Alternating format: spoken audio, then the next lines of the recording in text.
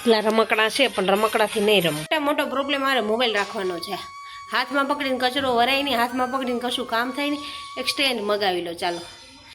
Hello દોસ્તો, રાધે રાધે રાધે. આ બ્લોગમાં તમારા બધાનું સ્વાગત છે. ને કેમ છો બધા? મજામાં જશો? તો હમણાં વચ્ચે પાછી મમ્મી દીકરાની તબિયત ખરાબ હતી, 2 દિવસ થયા, તો વિડીયો શૂટ નહોતો થતો. વિવાના શું કહે કે મામેરાના લાડવા ખાઈને થોડા ઢીલા થઈ ગયા હતા. ભાઈ તો પહેલેથી ઢીલા જ હતા, પણ મને થોડો ઠાર અને દાઢની તકલીફ હતી, તો દાઢ દુખતી હતી, તો શું કહેવાય કે વિડીયો નહોતો શૂટ થતો. આજે સ્ટાર્ટ કર્યો છે પાછો, તો વિડીયોમાં બન્યા રહેજો. અને તમે પણ કહેતા હશો કે વચ્ચે વચ્ચે મૂકી દેશે, પણ સોરી, કારણ કે આવું કોઈ પ્રોબ્લેમ થઈ જાય તો શું કહેવાય કે નહીં થતો શૂટ. કારણ કે કામ પતાવી લઉં કે તબિયત ઢીલી હોય એટલે વિડીયો શૂટ કરવાનું મન ન થાય, અને વિડીયો શૂટ કરીએ તો આમ સારું ના લાગે, તબિયત ઠીક ન હોય એટલે નહોતો કર્યો. હવે આપણે કચરા વારી લઈએ પહેલાં. હજી તો ઉઠીને ચા પાણી નાસ્તો કર્યા છે. તાંસુ નવડાઈ થોડે નીચે ગયો છે, અને હું નાહી ધોઈને પૂજા પાઠ કરીને મમ્મી દીકરાએ નાહી ધોઈને નીચે ગયો. હું અહીંયા હવે કામે વરીશું. તો હવે વારશું આપણે કચરા વારીને પછી ધોશું કપડાં ધોવામાં આજે છે ચાદરો છે, બ્લેન્કેટો જે છે પાતળા ઉનાળાના ઓઢતા હતા, હવે એને ધોઈને મૂકી દઈએ. હવે ઠંડુ આવી ગઈ છે તો ઠંડીના કપડાં કાઢશું, એટલે એને ધોવાના છે આજે. એટલે કામ આજે થોડું વધારે છે. ચાલો તો વિડીયોમાં આગળ બન્યા રહેજો.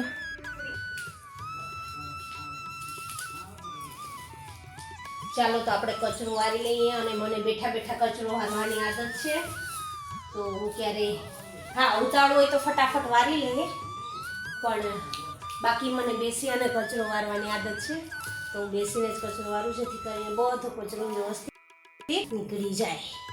એટલા માટે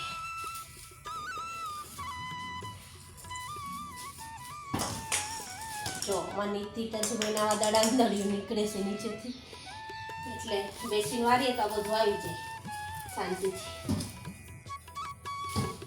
બધો કચરો આરામથી લેવાઈ જાય.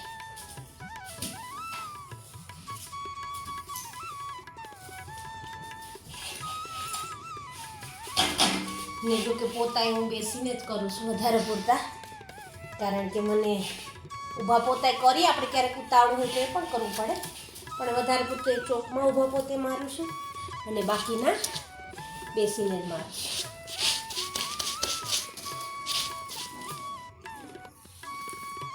આવા તમારા હિતાંશુભાઈના રમકડા પહેલાં કબાટ નીચેથી 2 નીચેથી કાઢી લીધા હતા.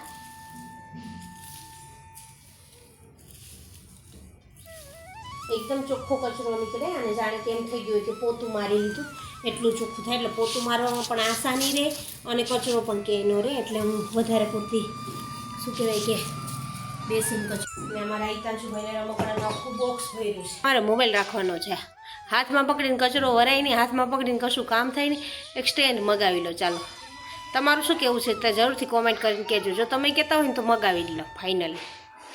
એટલે આપણે હવે એક સ્ટેન્ડ મગાવશું, પણ તમે લોકો કોમેન્ટ કરીને કહેજો કે મગાવી લો, એટલે મગાવી લઈશ. ચાલો હવે આપણે કચરો વારી લઈ. બાકી આમાં તો મોડું થઈ જશે ને. વાગી ગયા છે અત્યારે 10. આજ બોલો એટલું મોડું થઈ ગયું. 8:30 વાગ્યાની ઉઠી છું. તબિયત ઢીલી છે એટલે થોડા આગળ પાછળ થાય સમય, પણ કોઈ વાંધો નહીં. હવે એમાં તબિયત તો ચાલો હવે આગળ. જો હું કચરો વારતી હતી ને ત્યાં હિતાંશુભાઈ આવી ગયા છે. જો નીચેથી દીદીનું લંચ બોક્સ ને પેન્સિલ બોક્સ ને એવું લઈને આવી જાઉં ઉપર.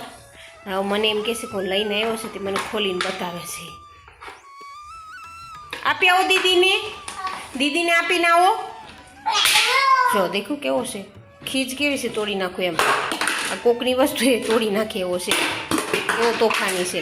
બોલો શું કરે છે? જો તમને બધાને ખબર પડે ને કે આખો દિવસ એની મમ્મીને શું કામ છે, પણ આ જ કામ મારે. જો આવું કામ વધારે ને આવા પસાડ પુસાડ કરે ને આખું કચરો કરી દેશે હમણાં પાછું. પણ કોઈ વાંધો નહીં, છોકરા છે તો એવું તો થોડું હાલ્યા રાખે. ચાલો તો હવે આપણે આ કચરો વારી લઈએ, અધૂરો છે. ચાલો તો કચરા પોતા થઈ ગયા છે, મસ્ત મજાના સાફ સફાઈ થઈ ગઈ છે. જો લંચ બોક્સ અહીંયા મૂકી દીધું છે ઉપર, હિતાંશુભાઈ લઈ આવતા ને. જો આ મારે હિતાંશુભાઈની ગાયને બેસાડી દીધી છે. આ જો દીદીનો મોબાઈલ લઈને આવી ગયો છે, અને શું કહેવાય કે હવે રહ્યા છે કપડાં ધોવાના, તો કપડાને પાવડરને બોરીને રાખી દીધા છે, ફટાફટથી ધોવાઈ જાય. જો આટલા છે. આ બેમાં શું કહેવાય કે આ ગાડલાઓના કવર છે, આ બ્લેન્કેટ છે બે, આમાં બે છે ને બે આમાં એક આ છે, 3 બ્લેન્કેટ છે ને બાકીના આટલા કપડાં છે. તો ચાલો આપણે ફટાફટથી ધોઈ લઈએ. અહીંયા ચોકમાં સાફ સાફ થઈ ગયો. આ ગાડલા તડકે નાખી દીધા, એ તો પણ તપી જાય કે કવર બદલાવાથી. જોકે ઓમ તો મારું શું કહેવાય કે દર રવિવારે સોફાના કવર અને બેડશીટ ચેન્જ થઈ જાય છે, પણ તબિયતના કારણે થોડું આગળ પાછળ થયું છે. તો બેડશીટ અને આના કવરનો કાલે વારો, આજે આટલું કરી લઈ. ચાલો. અને રસોઈમાં આજ તો શું કહેવાય વઘારેલી રોટલી બનાવવાનો વિચાર છે, પણ જોઈએ હજી પછી આગળ શું બને. કારણ કે રાતે રોટલી બનાવી હતી તો મારી તબિયત ઢીલી હતી અને એને કે જેમું હતું એટલે થોડું ઓછું જેમું હતું બધાએ, એટલે રોટલી પડી હતી. તો વિચાર થયું કે ચાલો મસ્તીનું ડુંગળી ટમેટું નાખી અને મસ્ત મજાનું ચટપટું વઘાર નાખીએ તો કદાચ જીભને સ્વાદ સારો આવે અને પછી જમી લેશું. પણ એ પહેલાં આ કામ પતાવી લઈએ. ગીતાંજુભાઈ રમવા ગયા છે ને તો ફટાફટથી પાણીનું કામ પતાવી લો. ને તે તો એની તબિયત ઢીલી છે ને પાણીમાં આવીને બેસી જાય. હજી મારો પણ હાથ એવો જ છે, ચોખ્ખો થયો નથી, પણ કામ આપણે તો કરવું જ પડે. અહીંયા તો બીજા કોને કહેવું. તો ચાલો ફટાફટથી કામ કરી. ચાલો તો ઘરના બધા કામ કરી લીધા છે, કપડાં ધોઈ ગયા છે. જો બધા ધોઈ અને ગાડલા બે અહીંયા સૂકવી દીધા છે, બે કાલ સૂકવાતા. અને હવે આ શું કહેવાય કે દીદીનું લંચ બોક્સ આપીને આવું, વિતાંશુભાઈને ગોતતી આવું. કારણ કે જશોદા મૈયાની જેમ મારે એ કાનાને ગોતવાનો રહ્યો, તો હવે હું જાઉં વિતાંશુને ગોતવા માટે. ચાલો વિડીયોમાં આગળ બન્યા રહેજો. તો બપોરે જમી કારવીને સૂઈ ગયા હતા અને હાલ ઉઠ્યા છે. ઉઠીને હું જો અહીંયા શું કહેવાય કે કપડાં વારવા છે અને મારે હિતાંશુભાઈ એક ઢગલો વાસણ હતા તો વાસણ કર્યા. મારે હિતાંશુભાઈ જે સૂઈ ગયા છે, થોડી તબિયત ઢીલી છે ને એટલે જો શું તો છે ગાય લઈને.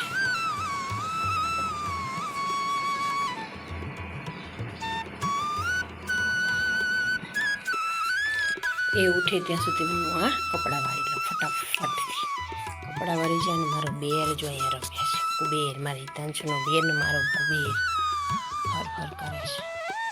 હવે તો થોડો મોટો થઈ ગયો.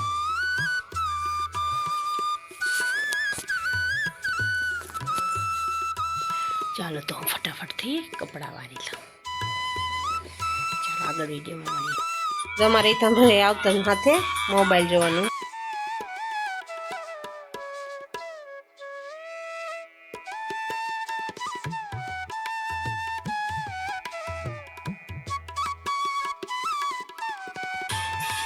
પેલા રમકડા છે પણ રમકડાથી નહીં રમું.